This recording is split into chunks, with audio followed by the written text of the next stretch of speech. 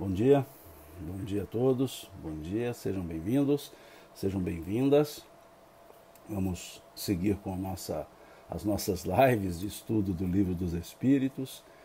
Estamos aqui hoje seguindo o estudo que começamos ontem. Hoje é segunda-feira, dia 12 de outubro, então aproveitamos o feriado para fazermos aqui a continuidade dos nossos estudos, né? Que normalmente fazemos aos domingos, às 10 horas da manhã, e às quartas-feiras, às 20 horas. Mas hoje, por ser feriado, então fizemos a proposta de termos também a live hoje para seguirmos com o estudo do Livro dos Espíritos. Então sejam vocês todos bem-vindos, sejam vocês todas bem-vindas, né? É uma alegria a gente poder estudar juntos, né? Eu vejo esse estudo como um estudo nosso, né? Juntos, né? Aqui apenas estou fazendo uso da palavra, mas o estudo é nosso, né? Somos todos nós como aprendizes aqui do Livro dos Espíritos, né? Eu de cá, né? Vocês daí, né? Vocês de lá, e nós todos juntos aprendendo, né? Estudando, né? Sobre essas questões do Livro dos Espíritos, ok? Então, muito obrigado pela presença de vocês nesse feriado, né? de segunda-feira, e vamos seguir então. Hoje nós vamos conversar a partir da questão 96, em que falaremos das diferentes ordens dos espíritos, da escala espírita, se assim nós conseguirmos chegar lá também, né? Para os que estão chegando a primeira vez, eu não tenho por hábito ler todas as questões do Livro dos Espíritos. O pessoal aqui já está acostumado. A gente trabalha o tópico, né, o assunto. Então aqui o assunto é diferente, a ordem dos Espíritos, e ali eu vou trabalhando algumas questões que tratam desse assunto, né? Estamos estudando o livro segundo do Livro dos Espíritos, que fala do mundo espiritual, e essa parte que estamos estudando fala dos espíritos, né? Da natureza. Já estudamos origem e natureza dos espíritos, já estudamos sobre o mundo espiritual e material, já estudamos sobre forma e ubiquidade dos espíritos. Já falamos sobre o perispírito dentro do que foi colocado no Livro dos Espíritos, e agora vamos seguir com o tópico diferentes ordens dos espíritos, né? De espíritos, melhor dizendo, diferente ordem de espíritos, né? A escala espírita. Então esse é o assunto, né, que nós vamos seguir hoje, vamos conversar hoje a respeito, tá certo? Então, na questão 96, Kardec pergunta aos espíritos: os espíritos são iguais ou existe entre eles uma hierarquia qualquer? Quando utiliza aqui a expressão hierarquia qualquer, Kardec está dizendo se há uma escala, se há uma diferença em termos evolutivos entre os espíritos. A pergunta é essa, e nós temos que observar o contexto, né? Kardec desenvolve todo esse raciocínio no período, por assim dizer, nascente do ideário espírita. Então ali havia espíritos que se manifestavam via movimento dos corpos inertes, né? As mesas girantes, que nós chamamos de sematologia, né? Sematologia, o estudo dos movimentos dos corpos inertes. Havia fenômenos que nós chamamos de tiptológicos, né? Tiptologia, os raps, né? Os barulhos, as pancadas. Como vimos, quase todos conhecemos a história das irmãs Fox, de New York State, em que elas tiveram lá em Hydesville o fenômeno da tiptologia.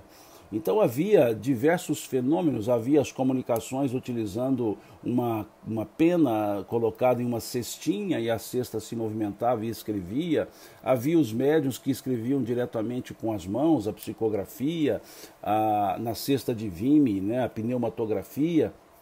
Então diversos tipos de manifestações, e é nesse contexto então que Kardec faz essa pergunta. Ele percebendo até no diálogo que ele teve com Zéfiro, né, o espírito que de certa forma foi o primeiro que trouxe a Kardec as informações do mundo espiritual, o próprio Zéfiro.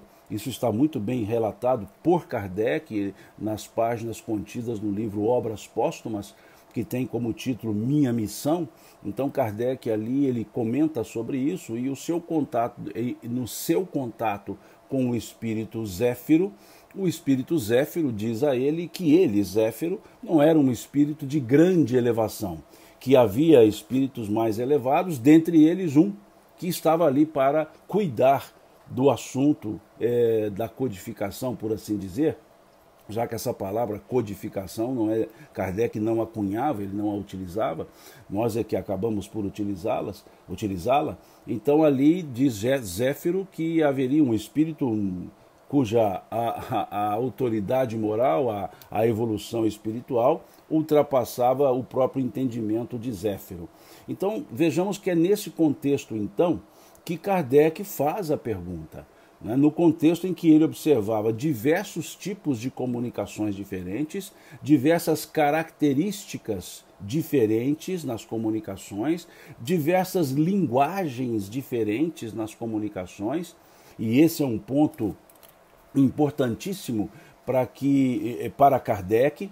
Kardec sempre pedia que observássemos a linguagem utilizada pelos espíritos, porque a elevação para esse fim de comunicação, obviamente, para esse fim de comunicação, a elevação espiritual seria observada pela linguagem dos espíritos. Porque não havia como dizer elevação espiritual pela prática da caridade, já que eles eram espíritos desencarnados e estavam trazendo um ensinamento.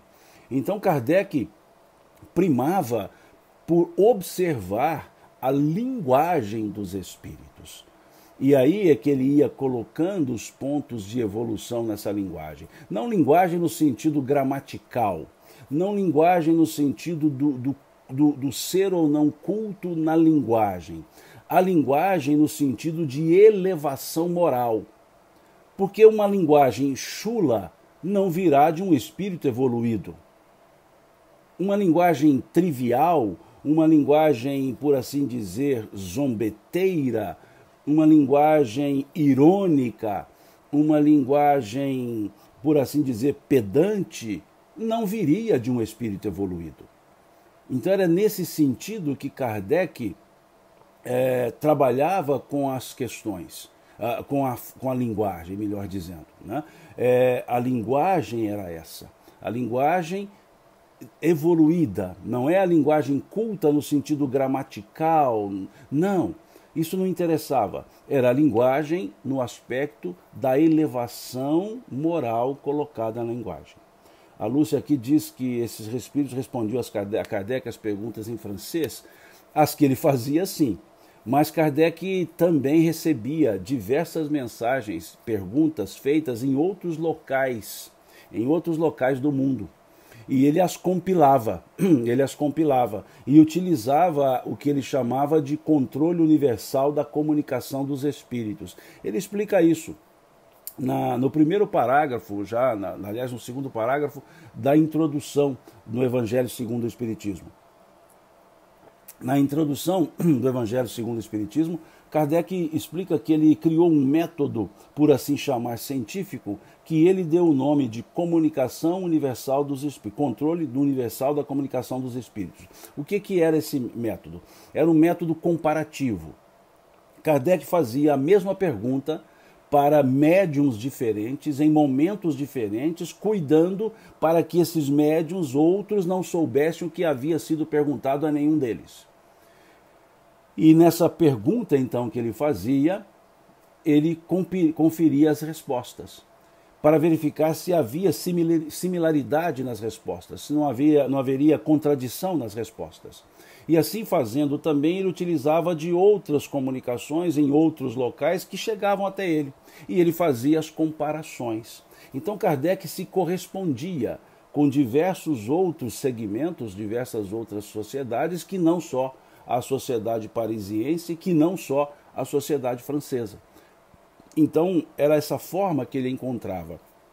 No caso das meninas Baudin, por exemplo, as meninas Baudin, ele colocava as duas meninas juntas, fazia a mesma pergunta para verificar se as respostas eram as mesmas. Eram duas crianças, por assim dizer, adolescentes, 11, 12 anos. Então ele usava sempre esse critério, porque dizia ele que a ideia, a resposta como verdade, ela não poderia ter diferenças. Né? Então ele usou essa característica, usou esse método. Né? Por isso a importância que Kardec dava à linguagem dos espíritos. Volto a dizer, a linguagem, não a construção verbal, a construção gramatical, por assim dizer, das palavras, mas o conteúdo moral, a elevação moral, o respeito contido nas palavras. Né? Então, usava aqui, a Ana diz, é método indutivo ou dedutivo? Os dois métodos. O método indutivo nas perguntas sequenciadas, o dedutivo a partir das respostas e das amarrações conclusivas. A ciência adota esses dois métodos. Né? O método indutivo é o que leva a outra, e o método dedutivo é da conclusão para a causa. O método dedutivo é a geração de causas para se chegar a um efeito. E o método dedutivo é, a partir do efeito, remontar causas. Então Kardec utilizava as duas características, os dois métodos, né? Conforme aqui ponderou a Ana Maria Pires. Bom, vamos seguindo então. À medida do possível, quando eu for conseguir ler aqui os comentários, ler a pergunta, eu posso até eu posso até ler aqui, tá? Mas eu volto a dizer, na última live expliquei isso. Nem sempre eu consigo ler os comentários na velocidade que eles aparecem, considerando ainda que eu uso dois aparelhos aqui, né? Um tablet e um celular. Com um eu estou no Instagram, com o outro eu estou no Facebook, então eu preciso estar sempre olhando os dois e passa, né? Perguntas e comentários que eu não consigo vê-los, tá certo? Então me desculpem. Bom, então vamos, dentro desse conceito, dessa introdução, dessa ideia que Kardec nos fala, então, a partir então desse contexto da época, dessas diferentes linguagens, das diferentes manifestações dos espíritos, é que surge a necessidade dessa pergunta, dessa questão 96. Os espíritos são iguais ou existe entre eles uma hierarquia qualquer? Para que ele pudesse ter uma resposta das diferenças que ele percebia na linguagem, nos conteúdos e nas formas de manifestações dos espíritos. Então os espíritos respondem. Me desculpem hoje, mas a voz está muito... a garganta está ardendo um pouco aqui, acho não, né? O clima está muito seco aqui na cidade. E eu acho que ontem eu abusei um pouco da fala, ontem foram várias lives, e acho que hoje amanheci com um pequeno garganta arranhando um pouco. Mas sigamos. Os espíritos são iguais ou existe entre eles uma hierarquia qualquer? São de diferentes ordens, conforme o grau de perfeição a que chegaram. Então, os espíritos disseram a Kardec que essas diferenças, elas são diretamente proporcionais ao grau de perfeição, ao nível evolutivo do espírito. Então as diferenças aqui, vejam, os espíritos poderiam responder, sim, há diferenças ordens em função do conhecimento que cada espírito tem. Mas eles não disseram isso. Eles não disseram que a escala espiritual é por conhecimento. Eles não disseram que a escala espiritual é por desenvolvimento cultural. Eles foram dizer que a escala espiritual é pelo grau de perfeição. Perfeição no aspecto moral, também intelectual, mas no aspecto moral. Então a escala que os espíritos estabelecem ou propõem, nós veremos que ela não é absoluta, ela toma por característica o aspecto moral, não o aspecto intelectual. Até porque há espíritos maus que têm grande conhecimento, só não têm moral elevada. Porque o progresso moral, ele advém do espírito do progresso intelectual, mas ele não é consequência imediata. Então há quem desenvolve grande conhecimento intelectual, mas sem nenhuma evolução moral. Então aqui, quando os espíritos vão responder a Kardec, veja que a pergunta de Kardec é um pouco genérica, há entre eles uma hierarquia qualquer, ou seja, qual é o tipo de hierarquia que existe? E os espíritos respondem aqui a Kardec que a hierarquia é moral, que a hierarquia é no grau de perfeição moral. Vejam, são de diferentes ordens conforme o grau de perfeição a que chegaram. Aí sim é o conhecimento intelectual e o conhecimento moral. Então a escala espiritual não é por intelectualidade vazia ou intelectualismo vazio. Não, não. Essa escala que os espíritos apresentarão a partir da questão 101, essa escala é uma escala de cunho moral. Então isso é importante nós percebermos. A hierarquia dos espíritos, ou a hierarquia na escala espírita, é por condições, por elementos morais, que não são moralistas, elementos morais, ou moral. A questão 97. Há um número determinado de ordens ou de graus de perfeição entre os espíritos?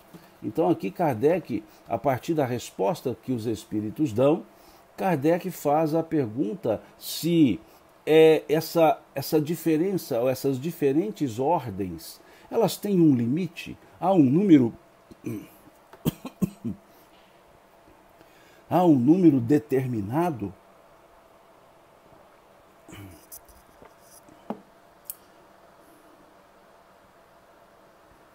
Há um número determinado de ordens ou de graus de perfeição entre os espíritos? E os espíritos respondem: o seu número é ilimitado. Vejamos, o seu número é ilimitado. Então mostra os espíritos que não há um limite, é ilimitado. Porque não há entre essas ordens uma linha demarcada ou traçada. Interessante, vamos decompor essa resposta. Seu número é ilimitado, os diferentes graus. Porque não há entre essas ordens uma linha de demarcação traçada. Uma linha de demarcação traçada. Aqui termina uma ordem, aqui começa outra. Vejam. Como se fosse uma barreira, de modo que se podem multiplicar ou restringir as divisões à vontade. No entanto, considerando-se as características gerais dos espíritos, pode-se reduzi-las a 3 ordens principais. Veja, a 3 ordens principais. Não quer dizer que são somente essas ordens. 3 ordens principais. Digamos que didaticamente, para fins de entendimento didático, eles propõem 3 ordens. Né? E dessas ordens transitam os espíritos, mas deixando claro que isso que os espíritos aqui colocam nessa questão 97 é didático. Eles deixam claro, não há entre essas ordens uma linha de demarcação traçada, por isso é ilimitado o número. Mas já que eles não podem então trabalhar com o ilimitado número, eles então dizem que, no entanto, considerando-se as características gerais dos espíritos, pode-se reduzi-las a 3 ordens principais. E aí a Lâmia diz aqui, não há salto nessa evolução, nunca há salto, de fato, Lâmia, não há um salto. A evolução não se faz por salto, né? Como até atribuem a Einstein ele ter dito que a natureza não dá saltos. Né? Nada é salto, tudo é um processo de aprendizado, experimentação, fixação, aprendizado, experimentação, fixação, aprendizado, experimentação, fixação. É um processo. Então, por isso que os espíritos vão dizer que essas ordens, elas acabam tendo uma linha divisória muito tênue, que há características de uma ordem e características de uma outra naquele momento de transição dos espíritos. Mas o importante é perceber que essa escala, essas ordens, são ordens, por assim dizer, didáticas, né? Em que há um conjunto de características, que os espíritos vão demonstrando. E pelas características gerais estabelece-se aquela ordem, né? Aquela ordem. A Lâmia diz aqui, porque na história de Paulo parece que foi tão rápida essa renovação interior. Em tese, Lâmia, pode parecer rápida, mas se nós entendermos que Paulo é um espírito milenar, não é um espírito de uma encarnação, como ninguém o é, ele não foi tão rápida assim, né? Era algo que já vinha acontecendo. Esses espíritos que aqui chegaram e trabalharam com Cristo fizeram parte da programação que foi estabelecida, conforme nos fala Emmanuel, lá no livro A Caminho da Luz, na comunidade dos espíritos puros. Então, aqueles homens e mulheres que serviram ao Evangelho, ao Cristo, não foram por acaso. Todos fizeram parte de uma programação. Todos eles desenvolveram-se a partir de um momento, de um chamado, como que um start que desarquivou uma série de coisas.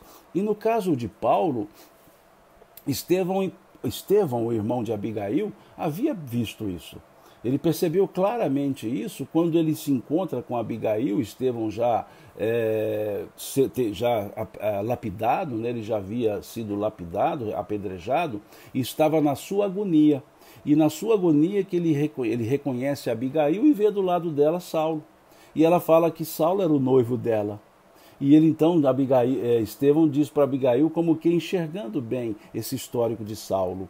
Ele diz para Abigail, teu noivo deve ser um bom homem, pois ele defende a Moisés, a quem ele conhece.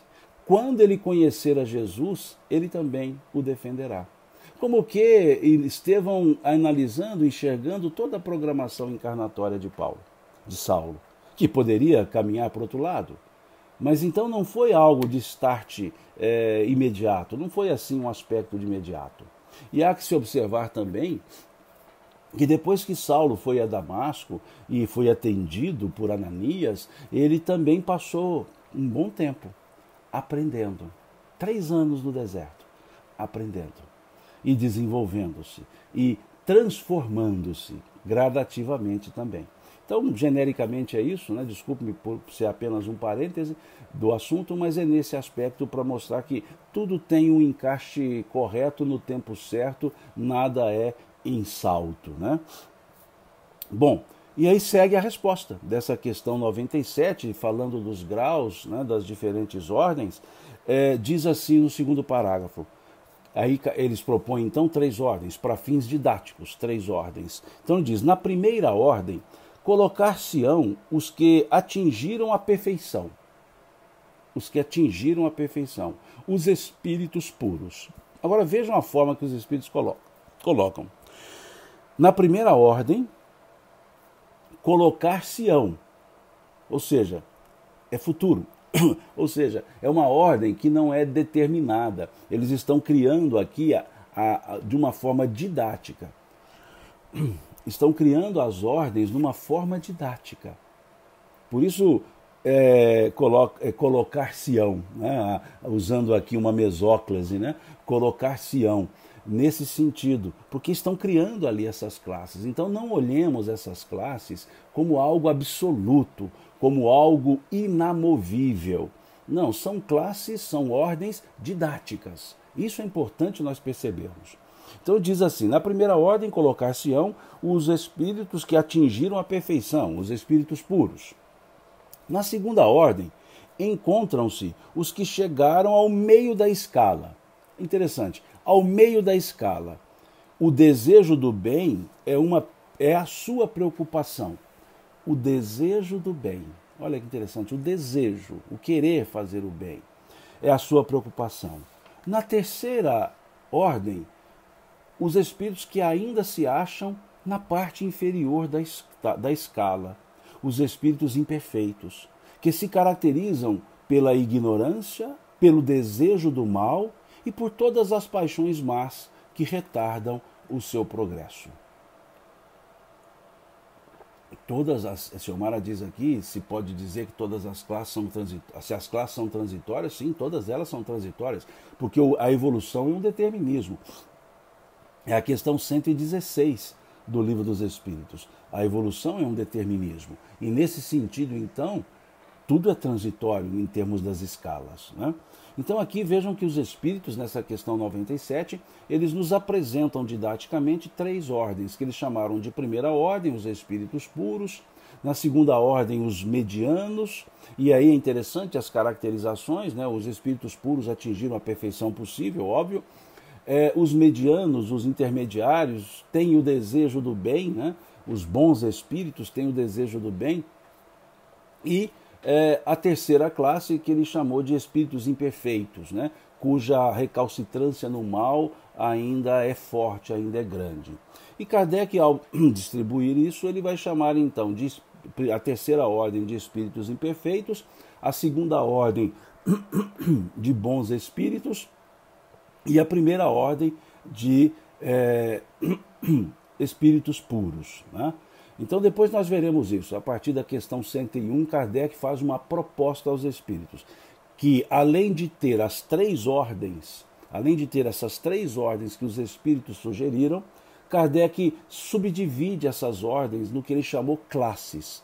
E ele propõe, didaticamente, ele propõe 10 classes. Né? Em cada ordem, exceto a primeira, divisão em classes, né? 5 classes na primeira ordem, na terceira ordem, 4 classes na segunda ordem e uma classe única na primeira ordem, formando as 10 classes que Kardec propõe para entender essas ordens dos espíritos. Mas Kardec vai explicar isso na questão número 100, porque a questão número 100 não é uma pergunta. A questão número 100 é Kardec fazendo uma introdução para explicar essas classes e ordens dos espíritos.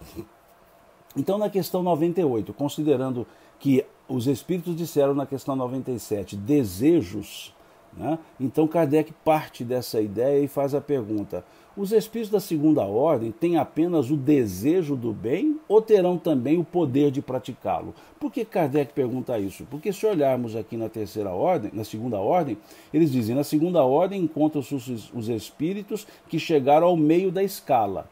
O desejo do bem é sua preocupação. Então eles disseram o desejo do bem. E por terem dito o desejo do bem, Kardec faz essa pergunta, a questão 98. Os espíritos da segunda ordem têm apenas o desejo do bem ou terão sempre o poder de fazê-lo, de praticá-lo? Os espíritos respondem: eles têm esse poder conforme o seu grau de perfeição. O que fez então com que Kardec subdividisse as ordens em classes. Porque se na segunda ordem depende do grau de perfeição, Kardec, então, percebeu que poderia propor aos espíritos subdividir essa segunda ordem também, né? Já que eram espíritos que chegaram no meio da escala, poderia ter diferença também nessa ordem, né? Então, baseado nesse tipo de resposta que os espíritos deram. Eles têm esse poder conforme o seu grau de perfeição. Uns possuem a ciência, outros a sabedoria e a bondade, mas todos ainda têm que sofrer provas. Então aqui os espíritos estão dizendo que nessa segunda ordem, a segunda categoria dos espíritos, segunda ordem dos espíritos, são os bons espíritos, são os bons. Mas entre os bons espíritos há ainda uma diferença. Há aqueles bons espíritos cuja atenção se dá mais para as coisas da ciência. Kardec os chama de espíritos sábios, né? São aqueles que vão mais para o campo da ciência, do conhecimento. Há aqueles que vão mais para o campo da benevolência. São mais ligados às questões da benevolência, que Kardec os chama de benevolentes. Há aqueles de sabedoria, que entendem os 2 elementos, a ciência, a benevolência. E há os espíritos superiores, que Kardec diz que são aqueles que juntaram os dois elementos e os praticam nas mesmas ordens. E que entre essas classes, por exemplo, os mais dados à ciência, entendem muito, sabem muito dessas coisas, não ilimitadamente. Os da benevolência sabem muito dos assuntos da benevolência, mas não ilimitadamente. E aqueles superiores conjuminam muito bem essas duas questões. Então, Kardec, depois nós veremos, ele propõe 4 classes nessa segunda ordem. Ele propõe 4 classes de espíritos nessa segunda ordem. Mas vamos nos lembrar, essas ordens e essas classes são apenas didáticas. Os espíritos deixaram claro na questão 97 que se fôssemos subdividi-las, seriam inúmeras as ordens. Mas só para fins didáticos é que eles aglutinaram em 3 ordens, em função de características gerais. Ok? Então, e aqui nessa questão 98 nos fala que os espíritos dessa ordem ainda têm que sofrer provas. Só os da primeira ordem é que não estão sujeitos à encarnação. Depois nós veremos isso. Isso está colocado nas questões à frente. Né? Depois nós veremos isso. Mas o fato de serem bons espíritos não quer dizer que sejam puros. Quer dizer que não são imperfeitos, mas não atingiram a perfeição. Ou seja, estão no caminho na perfectibilidade, estão no caminho do aperfeiçoamento. Então, estão sujeitos às provas, estão sujeitos às encarnações. Né? Então, é nesse sentido. Mas nós vamos aprofundar isso quando tratarmos da questão específica dos bons espíritos, que Kardec desenvolve esse raciocínio. Né? E aí a questão 99. Os espíritos da terceira ordem, aqui agora já Kardec pergunta dos imperfeitos. Os espíritos da terceira ordem são todos essencialmente maus? Será que por serem da terceira ordem, nós podemos dizer que eles são maus, malévolos? Essa é a pergunta de Kardec, que é o que vem à nossa mente. Da mesma forma que erroneamente vem ao nosso pensamento que os bons espíritos são espíritos já que cumpriram todas as provas, erroneamente também nós muitas vezes dizemos que os espíritos da terceira ordem, todos eles sejam maus. E os espíritos vão explicar isso. Né? Quando Kardec pergunta então nessa questão 99, os espíritos da terceira ordem são todos essencialmente maus? Essencialmente maus.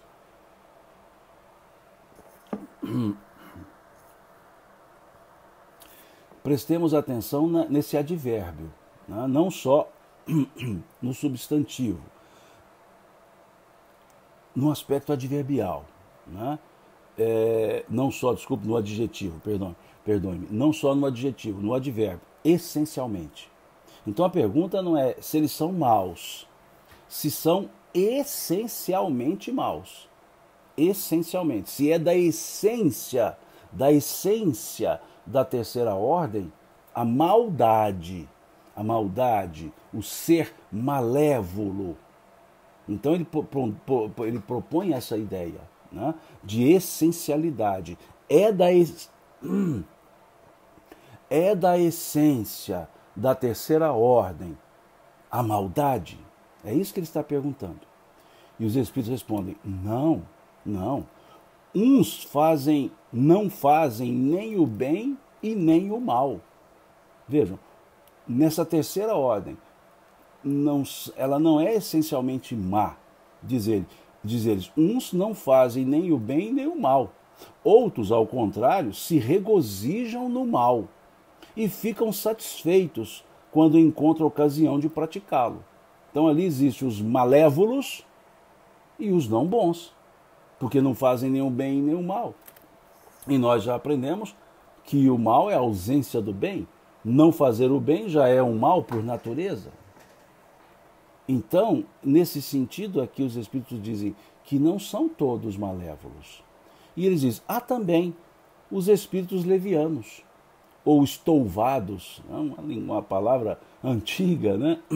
Quase não ouvia essa palavra mais. Os espíritos levianos ou estouvados, mais astuciosos do que maus, que se comprazem antes na malícia do que na malvadez, encontrando prazer em mistificar e causar pequenas contrariedades de que se riem.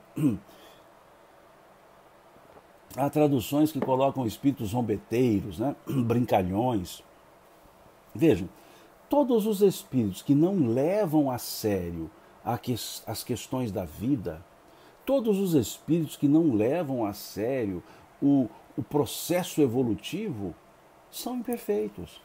São espíritos dessa terceira ordem. Todos os espíritos que zoam, né, zombam, criticam, estou usando vários adjetivos, várias formas verbais, a conduta rétida, são espíritos imperfeitos.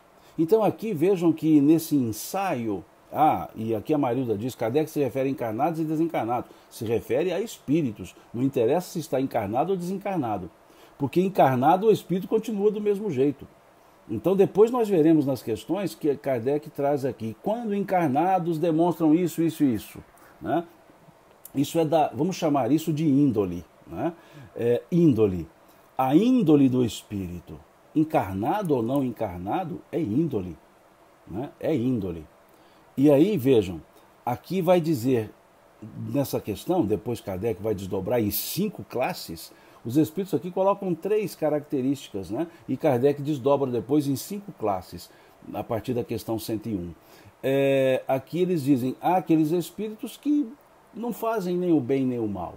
Há aqueles espíritos que se comprazem em fazer o mal, são os malévolos. E há aqueles espíritos que fazem maldades, mas não são malévolos, são os espíritos inconsequentes. Qualquer pessoa inconsequente, fazer por fazer, dane-se o resultado, isso é inconsequência. A inconsequência mostra que não há um grau de evolução, por assim dizer, mediana. Quaisquer espíritos, quaisquer pessoas inconsequentes, é o que se encaixa aqui nessa ideia que ele chamou de leviano, estouvado, astuciosos. Esses são brincalhões. E aqui abro um parêntese, são muito presentes nas reuniões mediúnicas, porque eles gostam de criar discórdias. Eles gostam de lançar mentiras com ares de verdades. Eles gostam de criar situações de envaidecimento das pessoas. Esses são muito presentes nas relações mediúnicas, nos contatos mediúnicos. Por isso Kardec, eu vou aqui ressaltar, sempre chamar a atenção para prestarmos a atenção na linguagem dos espíritos. Nós veremos isso depois. Ele aqui, depois nas outras questões, ele dará exemplos de alguns tipos de linguagem. E uma das linguagens que denotam esse aspecto leviano, inconsequente, são os elogios que os espíritos fazem de uma maneira bajulatória, porque há o elogio de reconhecimento e há o elogio de bajulação. Esse elogio de bajulação denota a leviandade do espírito. Aqueles elogios gratuitos, bajuladores, bajuladores, bajuladores. Você é o melhor, você é o melhor, você é o mais médium, você é o melhor médium. Não, continue assim, eu só dou comunicação por você porque você é o melhor de todos os médios, você é o médium principal. Bajulações. Cuidado com esses aspectos. São aspectos fascinadores. E advém desse tipo de espíritos, os espíritos inconsequentes, né, levianos, estouvados, zombeteiros, como Kardec gosta de dizer. Né? Eles sempre estão por aí, não só nas reuniões mediúnicas, né, estão no dia a dia. E quando encarnados, não são diferentes, obviamente, porque é uma questão de personalidade. Não é a encarnação que piora o espírito, e não é a desencarnação que melhora o espírito. Ninguém se melhora porque se desencarnou. Não. Desencarnou, continua sendo, vai se melhorar por aprendizados. E ninguém fica pior do que porque encarnou. Se era um espírito mau, continua mal encarnado, a menos que desenvolva aprendizados na Terra. E assim segue. Né? Porque Kardec, inclusive, diz, né, no livro, salvo engano, que é o Espiritismo, agora fiquei na dúvida se é no que é o Espiritismo ou se é nas instruções práticas das manifestações dos Espíritos, que os Espíritos nada mais são que as almas dos homens sem corpos, que levam consigo todas as suas aquisições, todas as suas mazelas. Então veja, os espíritos nada mais são do que as almas dos homens sem corpos, que levam consigo todas as suas aquisições, todas as suas mazelas. E a recíproca reencarnatória é verdadeira. Trazem consigo todas as suas aquisições, todas as suas mazelas. Por isso que nós dizemos índole, a índole. Né? É esse o aspecto. Então, aqui nessa questão 99, os espíritos trabalham já indicando a Kardec que nessas ordens, principalmente nas duas que Kardec faz a pergunta, que é a 98 e a 99, Kardec pergunta da classe dos bons espíritos, da segunda ordem, melhor dizendo, e depois Kardec pergunta da terceira ordem. E os espíritos respondem que nessas duas ordens, terceira e segunda, tem divisões, tem subdivisões naqueles espíritos. Na segunda ordem, embora todos sejam bons, aos sábios, aos de sabedoria, aos benevolentes e aos superiores. Na terceira ordem existem também subdivisões, né? Os imperfeitos, os pseudo-sábios, os neutros, os malévolos. Então Kardec, os espíritos mostram a Kardec, por isso é que Kardec vai agora desdobrar isso. Como os espíritos deram esse indicativo que nas ordens podem haver subdivisões, e óbvio, já que as ordens são inúmeras, Kardec então faz a proposta da questão número 100, que eu não vou lê-la toda porque é uma questão de 2 páginas e meia, que por quê? Não é uma pergunta, é Kardec agora fazendo o que ele chamou de observações preliminares, ou seja, ele vai fazer uma introdução para chegarmos à questão 101, 102 e até a questão 113. Então, da questão número 100 à questão 113, não há perguntas. Já é o desdobramento dessa questão 99, da questão 98, da questão 97, que Kardec coloca na forma de item. Né? Então, a pergunta 100 não é uma pergunta, a pergunta 101 não é uma pergunta, e assim até a 113. São as apresentações das ordens dos espíritos e das escalas propostas por Kardec. Então aqui ele diz na questão número 100, observações preliminares, ele já diz assim: a classificação dos espíritos se baseia no grau de adiantamento deles, nas qualidades que já adquiriram e nas imperfeições de que ainda terão que despojar-se. Então ele já explica como é que são essas classes. Esta classificação, aliás, nada tem de absoluta. Então, mais uma vez, nada tem de absoluta. Então Kardec está dizendo aqui que essa classificação não é estanque, ela é apenas didática. Pode ter N outras subdivisões, mas ele propôs em apresentar essas 10 subdivisões apenas. Mas existem possibilidades de novas subdivisões. Então por isso ele deixa aqui é uma das características de humildade que Kardec tinha, que é dizer que ele não é dono da verdade. Então ele diz, esta classificação, aliás, nada tem de absoluta. Apenas no seu conjunto, cada categoria apresenta caráter definido. De um grau a outro, a transição é insensível. Veja, de um grau a outro, a transição é insensível, é o que nós dissemos. Não dá para delimitar uma qualidade e dizer, essa aqui é só do espírito imperfeito. Não, ela pode ser do espírito imperfeito, pode ser do espírito leviano, pode ser do pseudo-sábio, pode ser do malévolo. Ou seja, Kardec diz que não tem como estabelecer de uma maneira sensível aquela ordem, aquela característica. E ele diz então, de um grau a outro, a transição é insensível e nos limites os matizes se apagam, como nos reinos da natureza, como nas cores do arco-íris ou ainda como nos diferentes períodos da vida do homem. Então não há uma linha que dividiu, né? Você olha lá o arco-íris, as cores vão se fazendo por transição, então ela vai se modificando. Podem, pois, formar-se maior ou menor número de classes, conforme o ponto de vista sobre o qual considere a questão. Então Kardec, mais uma vez, vai dizer aqui do aspecto didático que ele está propondo, as 10 classes, ok? Então ele apresenta esse aspecto didático, que pode, diz ele aqui, ter várias outras classes, dependendo do ponto de vista que se considere a questão. Kardec aqui considerou a questão pelo ponto de vista moral. Pelo ponto de vista moral. Se observar por outros pontos de vista, podem subdividir essas classes e criar outras classes. Então Kardec está sendo muito sensato para explicar por que ele vai dividir essas classes nas questões seguintes do Livro dos Espíritos. E aí ele diz, não estou lendo o tópico inteiro, tá? É só algumas frases que eu entendo que são úteis para explicar por que Kardec vai subdividir. Assim, interrogados os espíritos sobre esse ponto, é natural que os espíritos hajam divergido quanto ao número das categorias, sem que isto tenha maiores inconvenientes. Então aqui Kardec faz uma questão, um ponto. Ele está dizendo aqui que ele interrogou vários espíritos, vários. E alguns espíritos disseram haver mais ordens do que essas 10. Disseram que poderia ser subdividido em números maiores.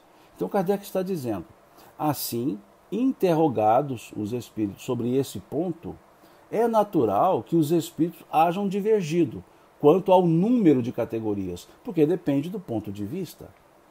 Agora, diz Kardec, sem que isso tenha maiores inconvenientes, ou seja, o fato de divergir não vai ter problema, porque a divergência é ponto, aqui começa, aqui termina, aqui começa, aqui termina, mas o que Kardec quer trabalhar não é a subdivisão absoluta, é a característica geral que se tem nessas categorias, uma característica geral, que pode se encontrar em outras, mas ele diz, não, mas uma característica geral, é uma proposta dele. Entretanto, alguns se agarram a esta contradição, aqui ele já faz uma crítica aos críticos, né? Entretanto, algumas pessoas se agarram a essa contradição aparente sem refletirem que os espíritos não ligam a menor importância ao que é meramente convencional. Isso nos falta. Desculpa, vou abrir um parêntese aqui. Vejam essa frase.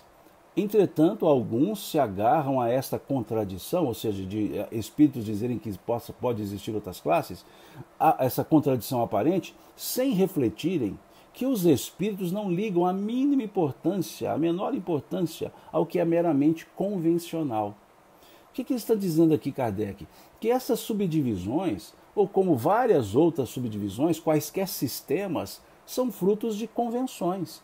É uma convencionalidade. E que os espíritos realmente superiores, eles não se ligam a essas questões, eles não dão importância às convenções. O que eles interessam, o que interessa a eles é a essência. E aí nós aqui, quantas vezes nos debatemos por convenções? Interessante, não é? Quantas vezes aqui nossas discussões são por convenções?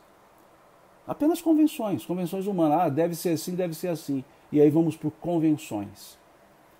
Isso é o que Jesus chamava de fermento dos fariseus.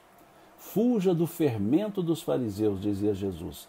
Fuja das discussões estéreis, das discussões que não levam a nada, a coisa nenhuma. Porque o fermento é algo que não dá massa, ele dá volume. Se você coloca um fermento numa massa, ele não aumenta a quantidade de massa, ele aumenta o volume da massa. Ou seja, o fermento não dá consistência, ele dá volume. Então, quando Jesus dizia fuja do fermento dos fariseus, são aquelas discussões volumosas, mas sem essência nenhuma. São as convenções. E quantas pessoas desfazem boas relações por causa de divergências de convenções? Quantas por convenções futebolísticas entram em discussões homéricas? Quantos por convenções religiosas entram em discussões homéricas? Quantos por convenções políticas entram em discussões homéricas? Discussões homéricas. Porque discutir, dialogar é normal, é natural. Pontos de vista diferentes é natural. É natural que eu tenha um ponto de vista diferente de outras pessoas no campo do futebol, no campo da religião, no campo da política. Tudo bem. São diferenças de opiniões que são válidas e são necessárias. Mas quando isso se transforma numa convenção, num sistema, e isso gera dissensões, isso gera distanciamentos homéricos, não é salutar. É fruto, então, de uma certa imperfeição.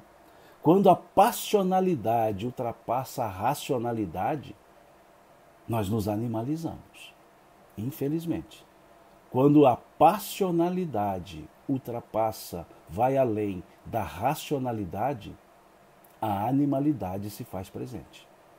Então pensemos nisso, nós somos seres racionais, que precisamos colocar razão na passionalidade. Nós não somos seres passionais, nós somos seres racionais que temos elementos passionais. Mas não podemos deixar a passionalidade ultrapassar a racionalidade. É racional perdermos boas convivências, boas relações humanas por causa de passionalidades futebolísticas, políticas ou religiosas? Ou quaisquer outras,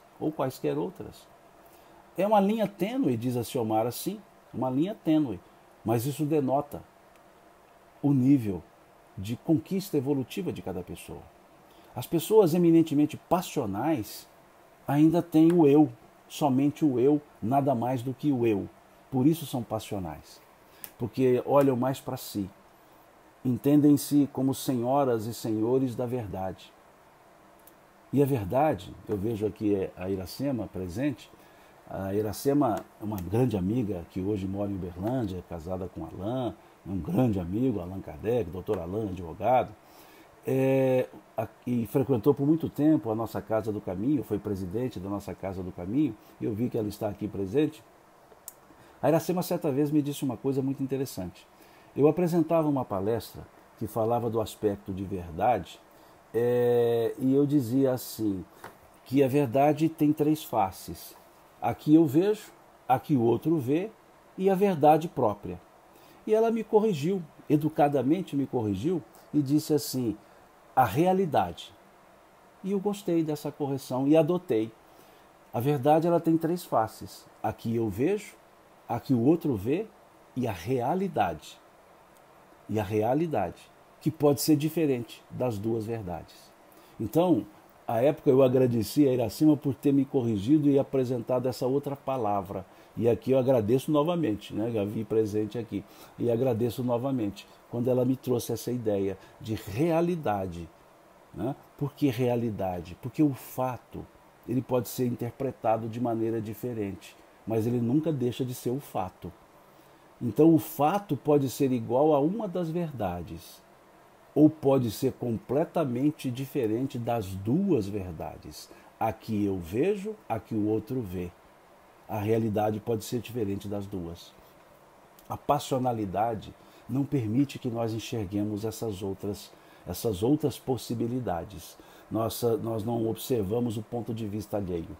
E a passionalidade, o eu absoluto, é a ausência da empatia, de aprendermos a nos colocar no lugar dos outros. Então esse é um ponto interessante que, desculpe ter feito esse parêntese, aberto esse parêntese, nessa frase aqui dos Espíritos. Né?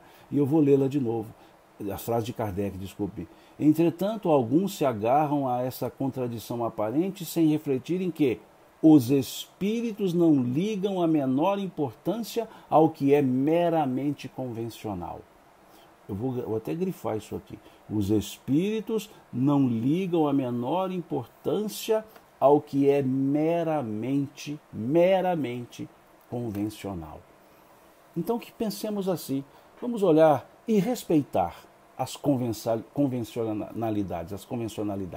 Vamos respeitá-las. Não quer dizer que eu preciso concordar com elas, mas eu também não preciso ficar digradiando com ninguém sobre essas questões.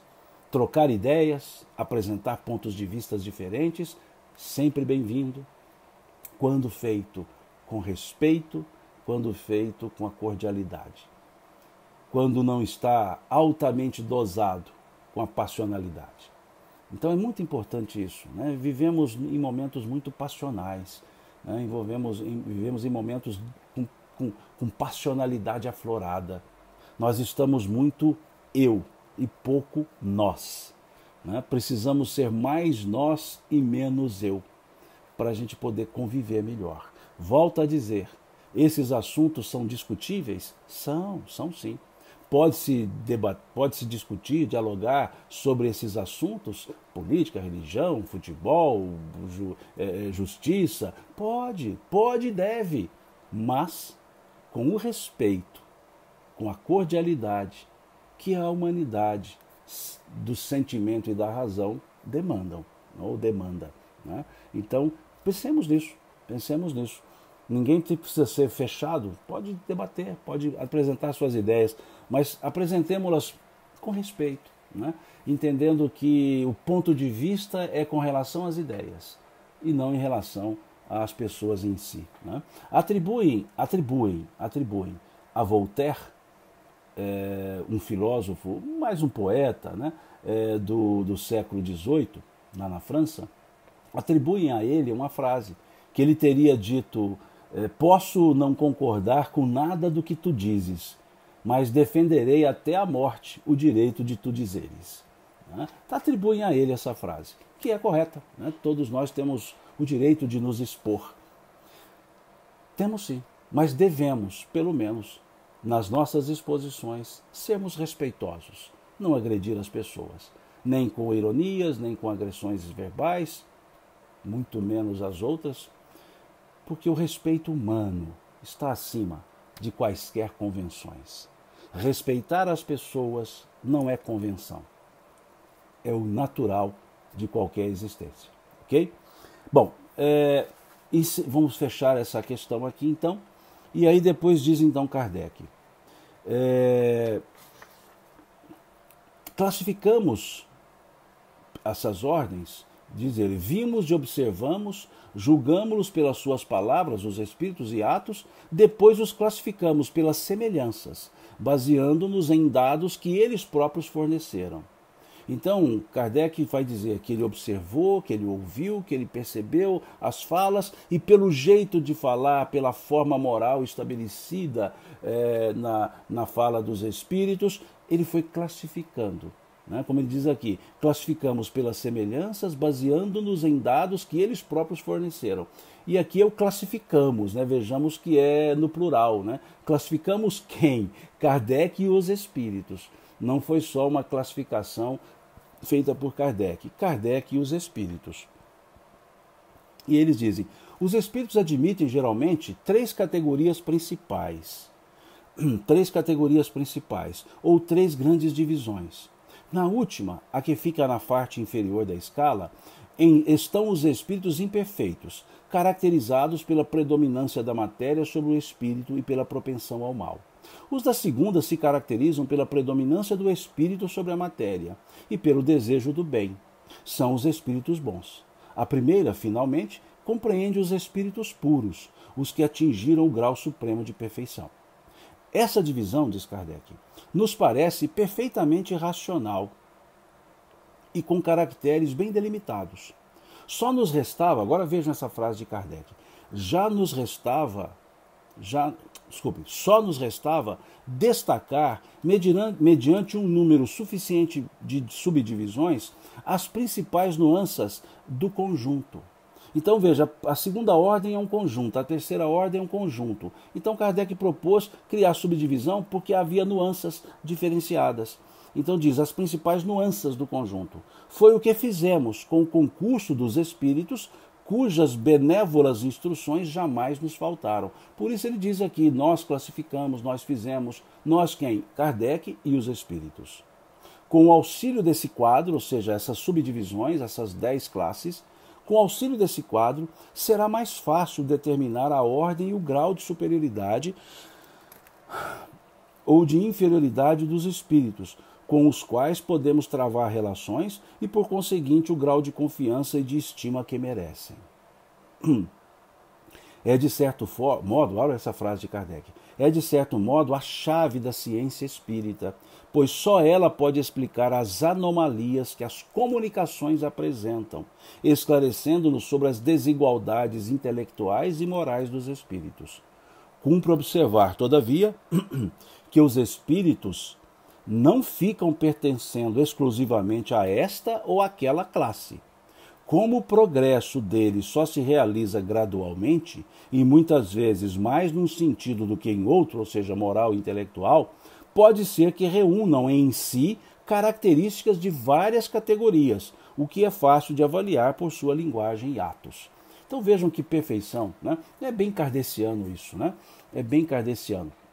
Essa maneira de preocupar-se em detalhar para evitar interpretações divergentes. Para evitar, porque não consegue não existir. Então Kardec toma um cuidado, né? E para estudar o Livro dos Espíritos, nós precisamos ter esse cuidado. Esse cuidado, ser cuidadosos, perceber que buscar as matrizes, né, que a gente chama matrizes epistemológicas, né, os fundamentos. Né? Então vejam essa última frase aqui que Kardec coloca, que é para justamente evitar discussões, para um falar assim, não, mas esse é classe 8, não, esse é classe 7, não, esse é classe 9, é como que algo estanque e pode gerar uma discussão homérica dos espíritas, né? De dizer, não, o espírito fulano de tal é da categoria tal. Por isso que quando perguntam, Simão, você acha que o fulano de tal, o espírito fulano de tal, é de que categoria? Eu não faço a mínima ideia. Por que eu não faço a mínima ideia? Porque não são categorias estanques. Eu não posso dizer de que categoria é esse ou aquele. Veja o que Kardec diz aqui. Cumpre, eu vou ler novamente, cumpre observar, todavia, que os espíritos não ficam pertencendo exclusivamente a esta ou aquela classe. Como o progresso deles só se realiza gradualmente, e muitas vezes num sentido do que em outro, pode ser que reúnam em si características de várias categorias, o que é fácil de avaliar por sua linguagem. Então pode acontecer, a gente vê um determinado espírito, conhece aquele espírito das suas mensagens e tal, e vai dizer, olha, ele é da segunda ordem, ok. Não, mas lá da segunda ordem ele é o espírito sábio. Não, ele é espírito de sabedoria. Não, ele é o espírito benevolente. Não, ele é espírito superior. Porque são as 4 categorias que Kardec coloca, as quatro classes que Kardec coloca na segunda ordem. Então muitos vão ficar discutindo, o espírito fulano de tal ele é benevolente. Não. Esse fulano de tal é o espírito de sabedoria. Gente, os espíritos da ordem, segunda ordem, possuem características diversas. Ora de um jeito ou de outro. Então, não há como determinar, salvo aqueles que de fato estabeleceram todas as características numa característica só. Mas o que aqui Kardec está dizendo é que não dá para poder criar essa divisão estanque, essa divisão sensível, absoluta. Então, o espírito apresenta características de benevolência, características de sabedoria, de ciência. É nesse sentido que Kardec quer colocar. Então, por isso que a pergunta, muitas vezes, a qual categoria você acha que pertence o espírito fulano, é muito vaga, ficaria muito vaga a resposta. Né? A resposta teria que ser começar com aquela palavra que resolve tudo. A palavra depende. Né? Todas as vezes que a gente tiver alguma dúvida, alguma resposta, a gente diz assim, depende. Depende das circunstâncias, depende do momento, depende do objetivo, depende do ponto de vista. Então tudo depende. Né? A Dionísia faz uma observação interessante. Essa classificação foi feita aos espíritos ligados à Terra ou pode ser aplicada a outro orbe? A princípio, num primeiro momento, aplicado a nós aqui, os da psicosfera terrestre, física ou espiritual, a princípio. Né? Mas pode, como elas são inúmeras, diz aqui os espíritos, na questão 97, são inúmeras, aplica-se em quaisquer circunstâncias, em quaisquer locais, em quaisquer momentos. Né? Mas com essa terminologia didaticamente aplicáveis a nós aqui que estamos, ok? Bom, aqui encerramos então essa nossa live de hoje. Desculpe-me, porque a voz está um pouco difícil hoje, agora pela manhã está ardendo bastante e está secando muito, então tem hora que eu tive que parar aqui, me desculpem, tá? E hoje eu tenho outra live à noite, né? Às 21 horas temos uma live, uma palestra que eu vou tentar colocá-la aqui no Instagram.